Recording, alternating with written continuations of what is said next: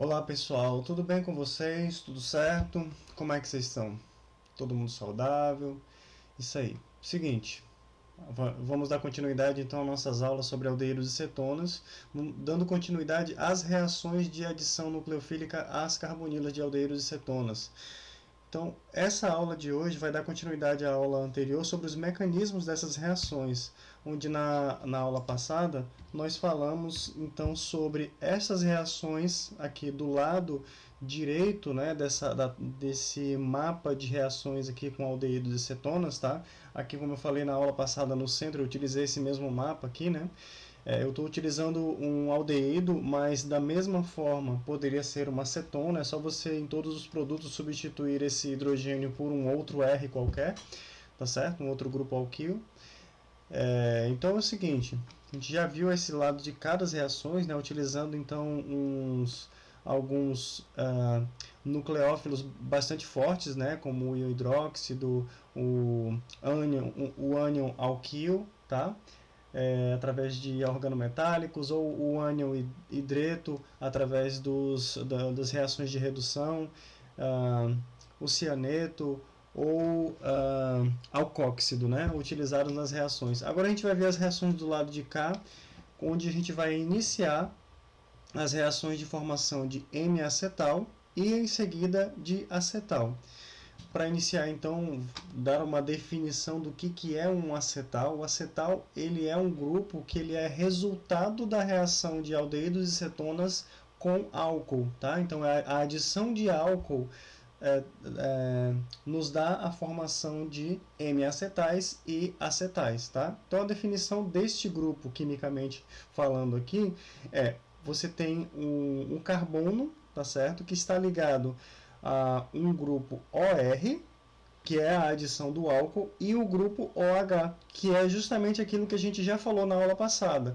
Primeiro, né, no mecanismo da reação de aldeídos e cetonas, a primeira etapa que você tem é a etapa de adição, formando então aqui um alcóxido, né, formando um O-, né.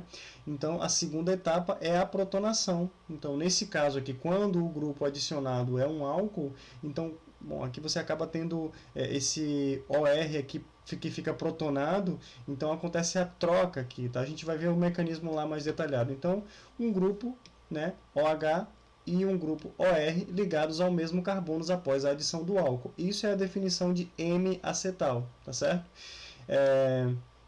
Aqui um outro exemplo da presença dos M-acetais na natureza é, por exemplo, os carboidratos quando eles são ciclizados, tá? Vocês vão ver isso durante o curso de Química na disciplina de Bioquímica, onde será abordado isso aqui com mais detalhes, tá? A estrutura e as reações também. Vamos relembrar esse mecanismo aqui dessa adição na disciplina de Bioquímica. Bom, aqui outros exemplos, né, da ocorrência natural de M-acetais presentes na estrutura dos carboidratos. Então temos aqui o hidroxialdeído, tá certo? Polihidroxialdeído, 2 polihidroxialdeídos, tá certo? Também pode ser polihidroxicetonas, tá?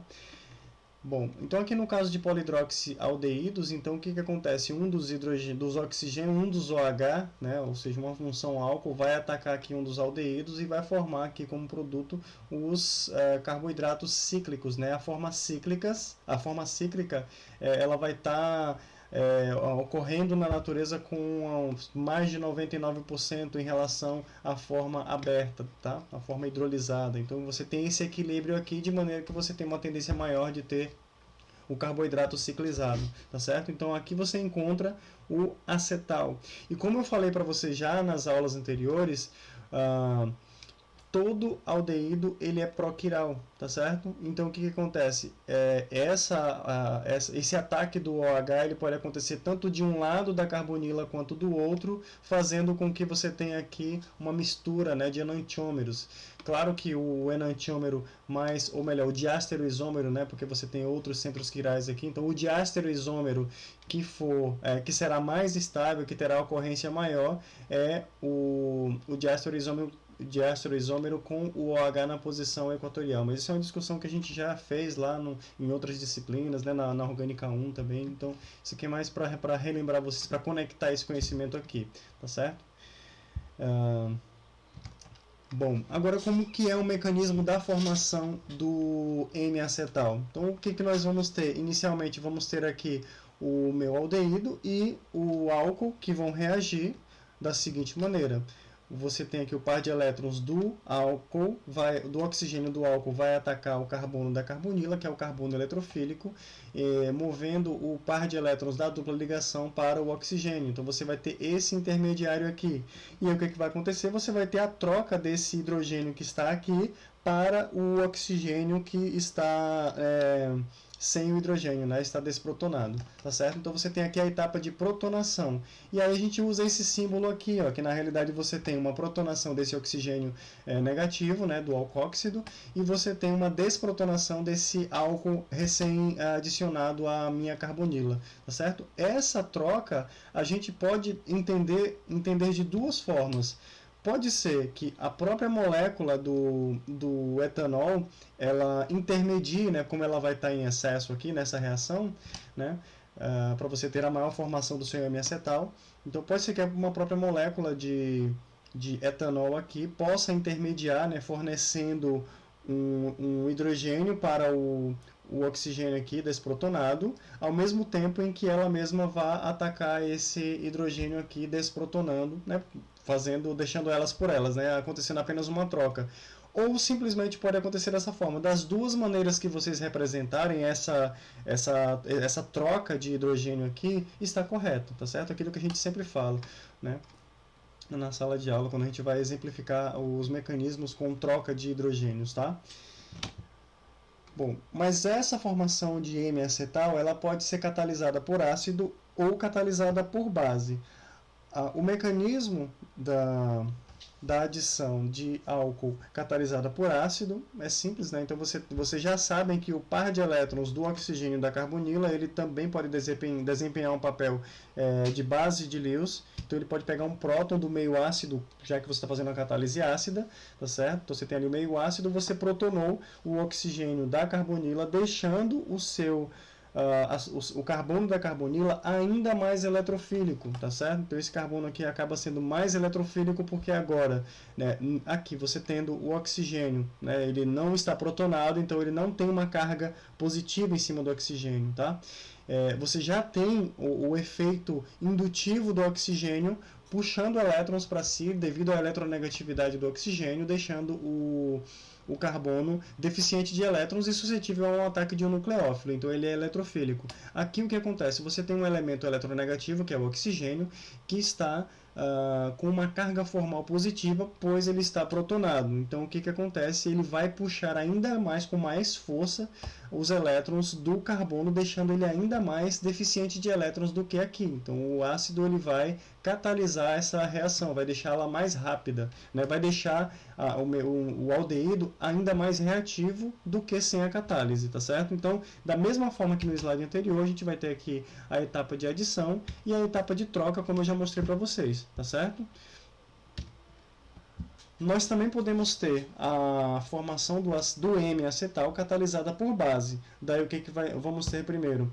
A base adicionada no meio ele vai desprotonar o álcool, vai ter um equilíbrio de desprotonação, claro, né? Sempre tem um equilíbrio ácido-base aí, tá?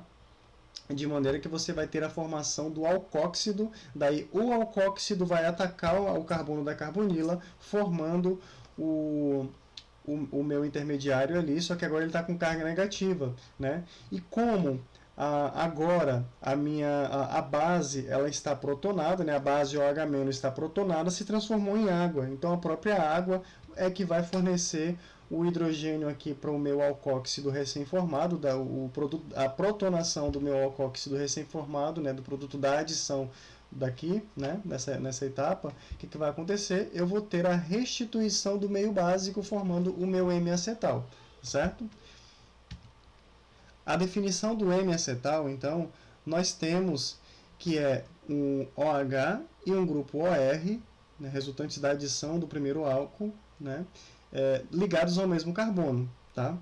Quando nós falamos em acetal, esse aqui é o M-acetal, o acetal é formado por dois OR ligados ao mesmo carbono, tá certo? Ele não tem mais um OH. Então são dois grupos OR ligados ao mesmo carbono, tá certo?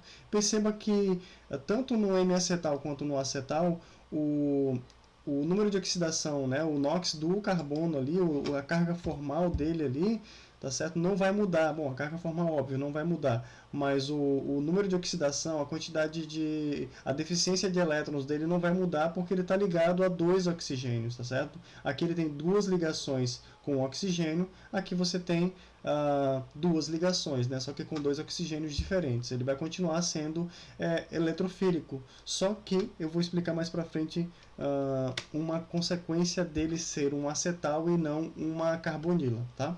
Tem uma diferença prática nisso, tá? Estratégica também. Bom, e daí como é que você faz para sintetizar o acetal? Você vai ter que utilizar, tem mais etapas, né? E aí você faz isso em meio ácido, na presença do álcool, tá certo? E você pode também hidrolisar, né? E eu vou explicar como é que se faz. O mecanismo para a formação e a hidrólise é o mesmo, é só você fazer o caminho inverso, tá certo? Bom, então aqui primeiramente o mecanismo para a formação do acetal com catálise ácida, tá? Então você já tem ali, a gente já viu nos slides anteriores a formação do M-acetal, então a mesma explicação até ali a formação do M-acetal, que agora é um intermediário, porque eu quero formar o acetal. Bom, agora eu vou adicionar, né? Eu ainda tenho um meio ácido, tá certo? Eu protonei novamente ali o OH, certo? E aí agora eu tenho um OH protonado, né? Então eu tenho facilmente a saída de uma molécula de água.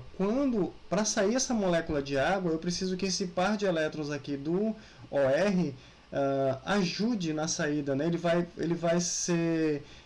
vai atuar dessa forma aqui, ó. Ele vai se ligar aqui e mandando a água embora. Vai ser uma reação de desidratação. Você vai ter uma etapa de desidratação aqui, formando um íon oxônio, tá? Isso é uma etapa importante. Ele forma esse íon oxônio. Eu destaquei aqui porque mais para frente a gente vai ver por que eu destaquei esse íon oxônio aqui, tá? Bom, e aí o que nós temos? Agora nós temos algo parecido, né, com a minha carbonila protonada. O íon oxônio é parecido, né, com a minha carbonila protonada aqui em cima. Então ela é bastante reativa, também tem um carbono bastante deficiente de elétrons e sedento por elétrons, né, por um ataque de um nucleófilo. O nucleófilo é o meu álcool aqui, né? Então, e aí o que vai acontecer? Da mesma forma, o álcool vai promover um ataque aqui, formando esse intermediário protonado, e em seguida eu tenho aqui a água que foi formada, né? E foi formada aqui nessas etapas, né? Ela vai abstrair, vai atuar como base, vai pegar esse próton aqui e o meio ácido vai ser restituído, formando então o meio acetal, certo? Então esse é o mecanismo da formação de acetal com catálise ácida, certo? Agora vamos falar sobre a catálise básica. Então eu vou até o acetal, o M-acetal, que é o mesmo mecanismo que eu já discuti anteriormente com vocês, aqui restituir o meu meio básico. Só que o que acontece? Como o meio está básico, então eu não formo o acetal. Por quê? Porque eu não vou conseguir fazer a retirada. Esse grupo não sai simplesmente como OH-. Então o OH- não sai. Então o que vai acontecer? Eu paro, com catálise básica, eu paro no M-acetal, eu não vou adiante, não é possível se fazer uma segunda adição, tá certo? Então não é possível se fazer um acetal através de catálise básica, só por catálise ácida, certo? Todos esses mecanismos que eu vou mostrar nessa aula de hoje, eu sugiro que vocês refaçam, pausem o vídeo e olhem os slides lá o PDF desses slides e vejam e refaçam no caderno de vocês, entendendo o passo a passo, tá? Bom, agora para falar para vocês sobre a estratégia, né? da formação de um acetal cíclico. Então é utilizado ali o seu grupo carbonílico, né, o aldeído ou cetona, tá? Que tem um exemplo da acetona na figura, utilizando o etileno diol, certo? O etileno diol então vai em meio ácido com ácido em quantidades catalíticas, ele vai formar o meu acetal cíclico. E o que acontece? Bom, a gente vai ver mais adiante, tá? Vou explicar por que a gente utiliza a formação desse acetal cíclico aqui, qual que é a importância dele, qual que é a utilidade dele, tá? Mais água, né?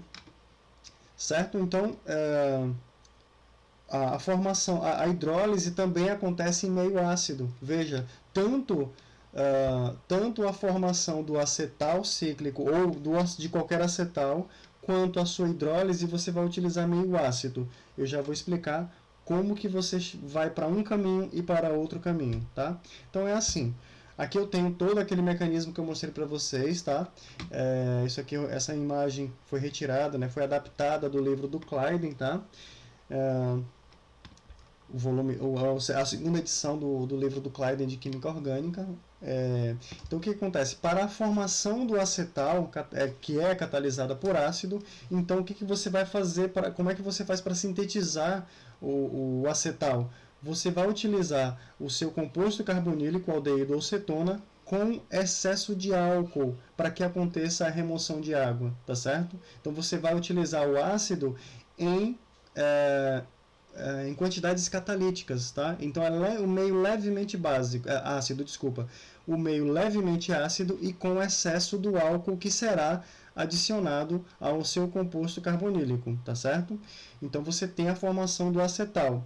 Para fazer a hidrólise do acetal, catalisado por ácido, você vai ter que utilizar um excesso de ácido, tá certo? Você vai deixar o meio mais ácido e mais água, tá certo? Por quê? Um dos produtos formados é a água, certo? Então, como um dos produtos formados é a água, então você vai ter que colocar excesso de água, tá? Então, aqui, o princípio de Le Chatelier, né? Então, como você vai ter, vamos dizer aqui, deixa eu voltar nesse slide aqui, para você ter a formação do acetal cíclico, você vai ter que utilizar excesso de álcool para que o seu equilíbrio, porque toda essa reação aqui, como vocês viram aqui no mecanismo, ela está... Deixa eu botar no slide anterior. Se você olhar nesse slide, você vai ver que todas as etapas estão em equilíbrio. Para que você desloque o equilíbrio para a formação dos produtos, né, no caso do produto que é o acetal, você vai ter que adicionar mais álcool. Então você vai deslocar o equilíbrio para a formação do acetal. Para que você desloque o equilíbrio para a formação do composto carbonílico, ou seja, a hidrólise, tá? Então você vai ter que colocar mais água, tá? Então esse é o segredo. Mais álcool leva ao acetal. Mais água leva a sua hidrólise, tá certo? Então é isso que está aqui nesse slide representando, tá bom? Então aí é exatamente você pegar, desenhar o mecanismo no caminho inverso para você chegar no seu composto carbonílico, tá certo? Bom, qual que é a utilidade de você fazer esse acetal cíclico? É que você, se você utilizar o seu composto carbonílico, tá certo? Então, o que vai acontecer? Você vai ter uma reação de adição àquela carbonila, formando um álcool que em seguida será protonado. Quando você tem o acetal, seja ele cíclico ou não, né? Mas quando você tem um acetal e você utiliza um nucleófilo nessa reação, ela não acontece. Por quê? Agora você não tem mais um carbono com hibridização sp2, tá? Suscetível a receber um ataque de um nucleófilo. Então, por isso que isso é uma estratégia interessante quando você tem mais de um grupo funcional e você não quer que a reação do seu nucleófilo aconteça nesta carbonila. É uma estratégia para proteção, tá certo? Eu vou mostrar aqui alguns exemplos. Veja bem, como é que você faz para você transformar, para você reduzir, né, o seu... como é que você reduz o seu éster, tá? Como é que você reduz esse éster a álcool sem reduzir a sua cetona também a a álcool, tá certo? Como é que você reduz esse composto derivado, essa função derivado de ácido carboxílico a álcool primário, sem reduzir a sua cetona a álcool secundário? Então, é utilizando essa estratégia de proteção. Você vai formar o acetal aqui, em seguida você vai reduzir, tá certo? E em seguida você hidrolisa aqui o seu acetal, gerando o seu produto desejado, sem que acontecesse nenhuma reação aqui, certo? Então, a formação de acetal ela é uma estratégia de proteção de grupos também, tá?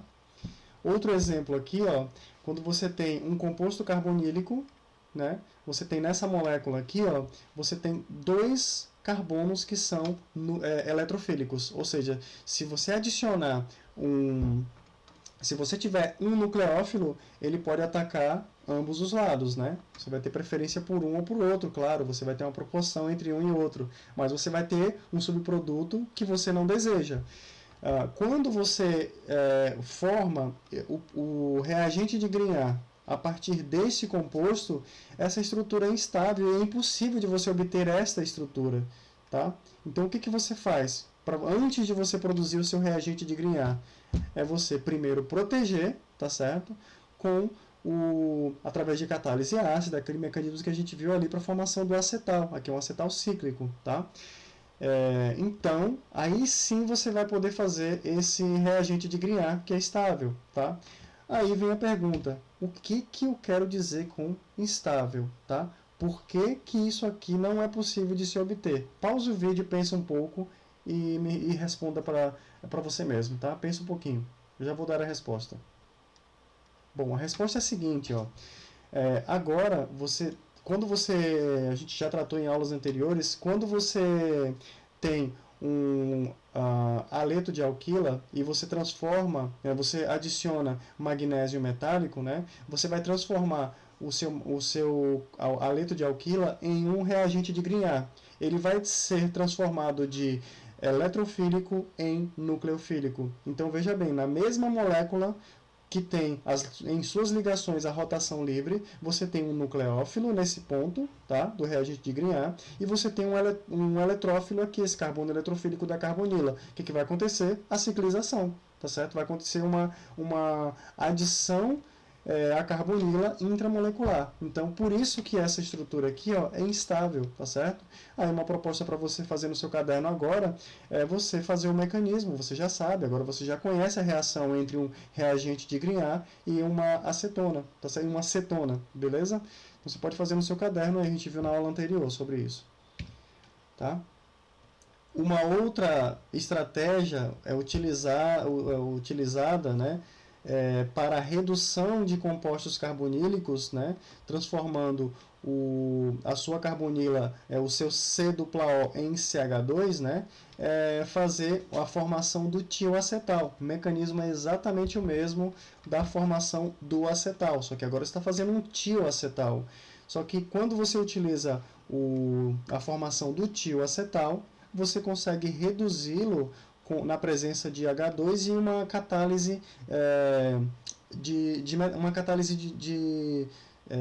no suporte metálico, né? Por exemplo, o níquel, né? Então, se utilizando H2, né, e níquel de Raney, o que você vai ter? Você vai ter a formação do tioacetal, ali no carbono que era da carbonila, que formou o tioacetal, você vai ter a formação do CH2. Você teve uma redução com a eliminação do oxigênio da sua molécula. Certo, minha gente? Então, dando seguimento aqui, agora a gente vai ver sobre as reações de compostos carbonílicos com aminas primárias e aminas secundárias. Reagindo compostos carbonílicos, aldeídos e cetonas, com aminas primárias, você tem a formação de imina. Com aminas secundárias, você tem a formação de enamina. Enamina, né? Vem de en, da dupla ligação, com amina, enamina, certo? Então, vamos lá. Bom, primeira definição, né? Os aldeídos e cetonas reagem com aminas primárias para formar iminas e com aminas secundárias para formar enaminas. Então, a estrutura é essa daqui, né? Então, nós temos aqui o carbono, né, que era originalmente de uma carbonila, reagindo com uma amina primária, tá certo? O que vai acontecer aqui? Veja, o carbono que tem R1 e R2, tá? Ligado a um nitrogênio, com uma dupla no nitrogênio que era de uma amina primária, ou seja, que só tem um grupo alquila, forma uma imina. Aí quando você tem, aqui está, esse é o carbono da carbonila que se ligou à imina, desculpa, a amina secundária, tá certo? Veja, o nitrogênio ligado a dois R's aqui, certo? Uma amina secundária. Então o que você vai ter? Primeiro você vai ter a etapa de adição, em seguida a etapa de eliminação de água aqui, ó, tá? Vamos ver lá mais para frente. Primeiro, vamos falar algumas... Vou falar aqui a reação geral da imina, então nós temos da formação de imina, tá? Então a aldeído-cetona reagindo com a amina primária, ela vai vai gerar a formação dos isômeros da imina, né, isômeros E e Z da imina, tá certo? E essa reação ela acontece mais rapidamente em pH entre 4 e 5, em torno de 4,5 ali, né? Teria que fazer um estudo cinético de cada um de reação por reação, fazer um estudo de caso, né? E a reação em pH maior ou menor do que essa faixa, a reação acontece muito mais lentamente, tá? Então tem esse gráfico aqui da velocidade de reação em função do pH, tá? Então veja, em pH ácido ou em pH mais próximo do pH neutro, então você tem as reações acontecendo mais lentamente, sendo que o pico ali da velocidade da reação é entre 4 e 5, tá? E a gente já vai entender por quê. Aqui já tem uma primeira explicação, né? Porque se você utilizar, em relação ao pH ácido, né? Se você utilizar o pH muito ácido, o que vai acontecer? Você vai protonar a sua amina primária, ou a sua amina, você vai protonar, e você vai eliminar justamente o ponto nucleofílico da sua amina. Então ela não vai poder atacar a sua carbonila. Por isso que a reação demora muito tempo para acontecer, tá? Bom, então como é que ela acontece, tá? A formação da imina. O par de elétrons do nitrogênio vai atacar o carbono da carbonila e você vai ter aqui o produto intermediário da adição, né, com carga residual neutra, né? Então os reagentes são neutros, o produto também vai ser residualmente neutro, e aí da mesma forma que a gente teve lá na formação do M-acetal, que eu mostrei para vocês, né, vamos ter uma troca aqui, né, que eu já expliquei para vocês como é que pode ser, tá? Uma outra molécula de nitrogênio, de amina pode intermediar essa troca, ou até a própria outra molécula dessa daqui pode ajudar nessa troca, enfim. Ou simplesmente o par de elétrons aqui pode pegar esse próton daqui, formando o seu intermediário M-aminal, tá certo? Daí o que acontece? O que acontece é que pode por catálise ácida, né, pela adição de um ácido aqui na sua reação, o que pode acontecer é a protonação desse OH, formando o OH protonado, que é o que vai acontecer? A mesma coisa que aconteceu lá naquela etapa de desidratação do M-acetal. Então veja que é um M-aminal, aqui é o M-aminal protonado, assim como você tem lá o M-acetal protonado, que tem a saída da água. E lembra que lá na reação da formação do acetal, né, nessa etapa do M-acetal protonado, você tem a eliminação de água formando o íon oxônio. Aqui você tem a formação do íon imínio, tá?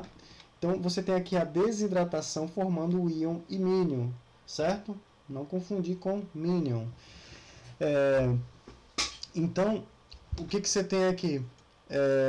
Eu destaquei aqui, né, de acordo com as cores do gráfico aqui, é um gráfico semelhante a esse gráfico da cinética aqui da reação, em meio ácido e em meio não tão ácido, né, mais próximo do pH neutro, onde você tem o pico da reação ali entre 4 e 5, tá? O que acontece aqui, ó?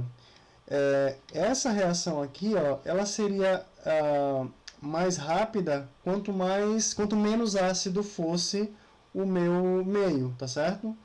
Só que o que acontece? Como o meio está levemente ácido, tá certo? Então eu tenho que ter o meio um pouco acidificado, porque eu preciso ter a desidratação para a formação do imínio, certo? Então eu preciso, a reação é mais rápida, esta etapa aqui é mais rápida, quanto mais ácido for o meu meio. Só que eu tenho que balancear, né? Eu não posso colocar nem tão ácido a ponto de protonar a minha amina e essa etapa ficar lenta, e nem tão básico a ponto dessa protonação aqui não acontecer e não acontecer a desidratação, tá certo? Então, esse é o porém de você utilizar o pH entre 4 e 5. Por isso que eu tenho esse gráfico desse formato aqui, né? Nem tão base, nem tão neutro, nem tão ácido, né? Então vamos dar seguimento aqui, tá? Da formação da imina, tá certo? Então nós tivemos ali a formação do íon imínio. Daí a partir do íon imínio, certo?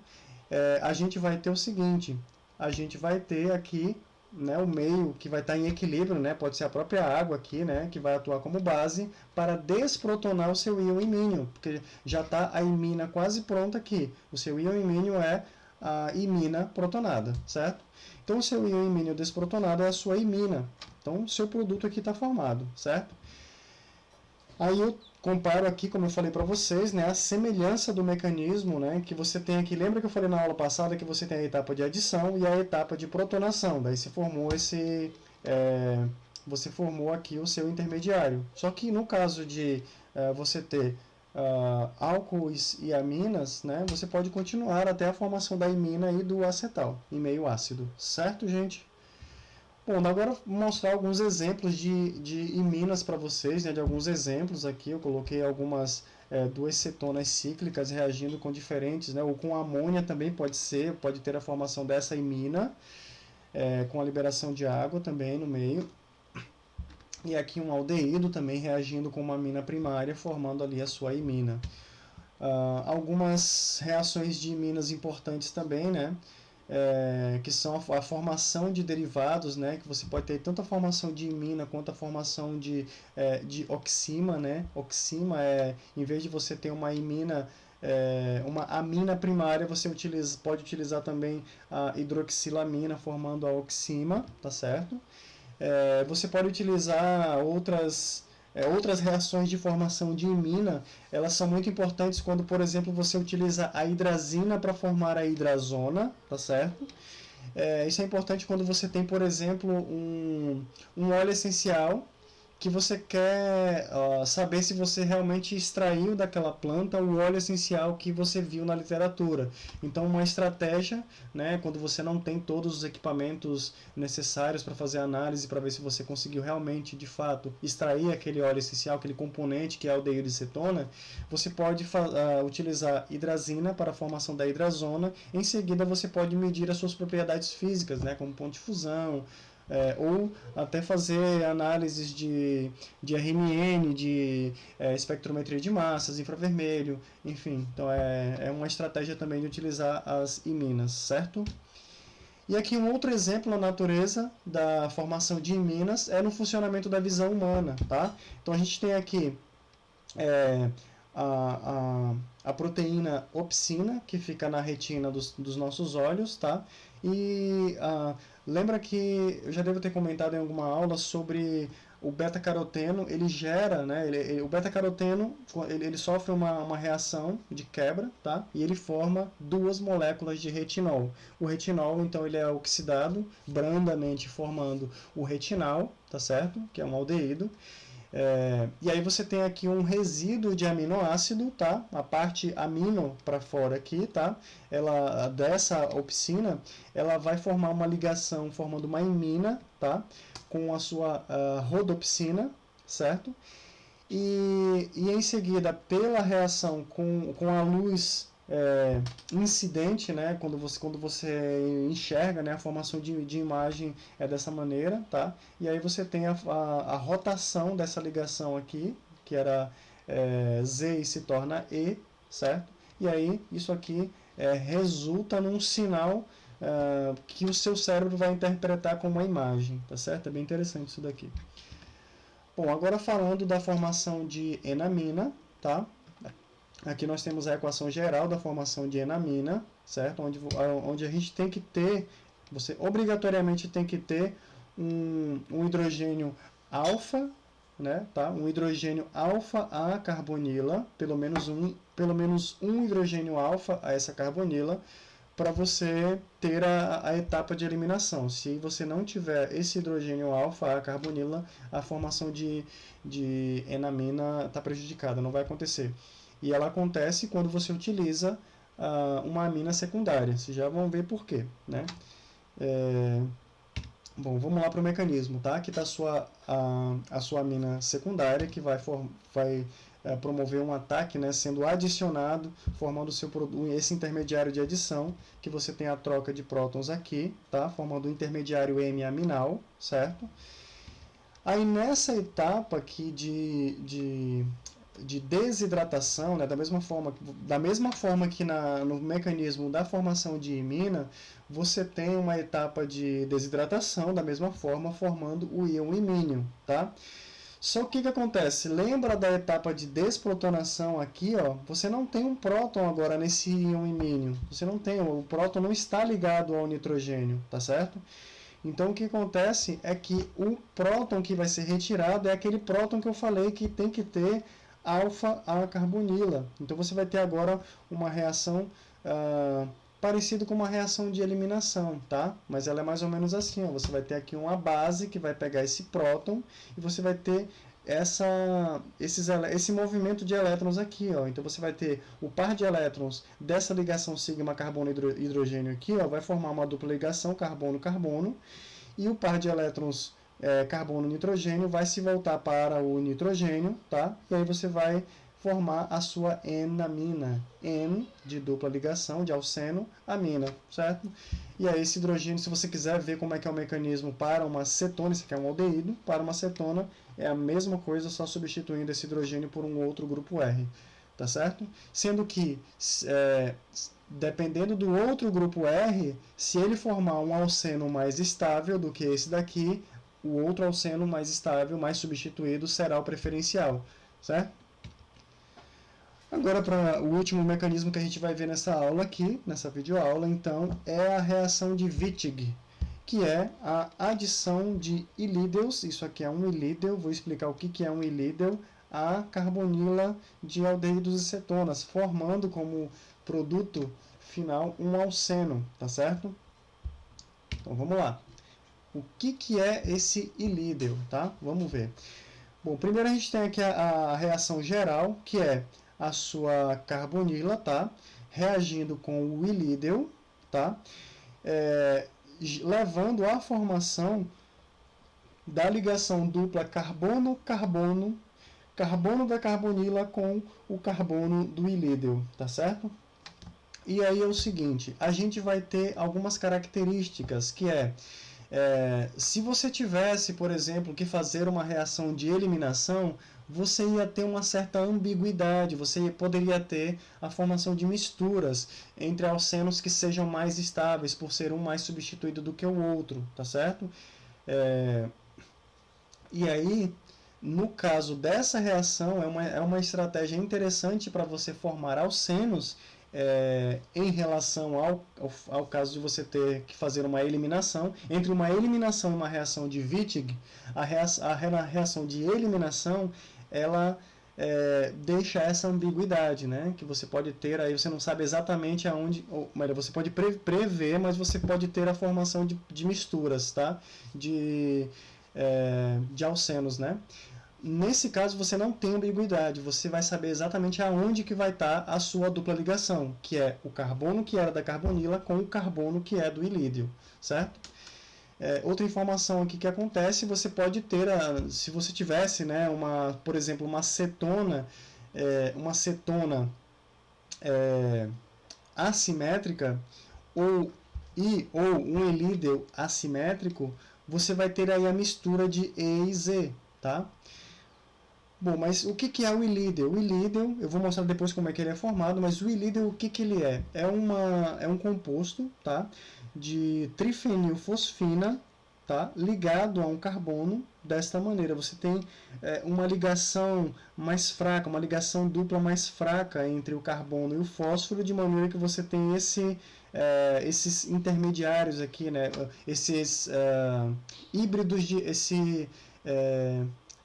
essas formas canônicas, né? Essas estruturas de ressonância aqui, ó, tá certo? De maneira que você tem aqui um carbono que ele é nucleofílico, tá certo? E um fósforo, né, positivo aqui, tá? E aí aqui esse pH, vocês sabem, né, é o fenil. Então você tem aqui a trifenilfosfina ligada a um carbono, certo? Bom, como é que essa reação acontece? Como é que é o mecanismo dessa reação? Isso aqui parece meio que uma dança, né? Então, o que acontece? Primeiro, acontece o ataque do carbono nucleofílico aqui na carbonila eletrofílica, e o par de elétrons da dupla ligação volta-se para o oxigênio, tá? Em seguida ele ataca o fósforo, tá? É meio que um mecanismo concertado. Acontece essas duas etapas aqui acontecem de uma vez só, formando esse intermediário aqui, né? O oxafosfetano, certo? Forma isso aqui. E aí, como se fosse uma troca de casais, veja, imagina que isso aqui é um casal dançando, isso aqui é outro casal dançando, eles se encontram, tá? E aí as mãos são trocadas. Olha só, parece algo como se fosse isso, ó. Aqui imagina que aqui é como no slide anterior, você tem isso aqui, ó. Imagina dois casais aqui, ó, se segurando nas duas mãos, dançando, tá? E aí o que você vai ter aqui, ó? O carbono, ele dá as duas mãos para esse outro carbono, e o oxigênio dá suas duas mãos para o fósforo, mais ou menos isso, como se fosse uma troca de casais, olha ali, ó. Só que ele dá uma mão de cada vez, né? Então dá primeiro uma mão, tá certo? E aí depois ele dá a segunda mão, olha só que interessante. Aí tem até uma figurinha, um GIF aqui mostrando para vocês, deixa eu ver se ele vai executar. Não executou. Mas é mais ou menos isso que acontece, né? Essa troca de casais, tá? Depois eu coloco na descrição do vídeo o link para esse GIF aqui, depois vocês olham, tá? É bem interessante, mostra mais ou menos como acontece essa reação aqui. Mas como é que eu faço o ilídeo? O ilídeo, então, ele é formado da seguinte forma: você utiliza primeiro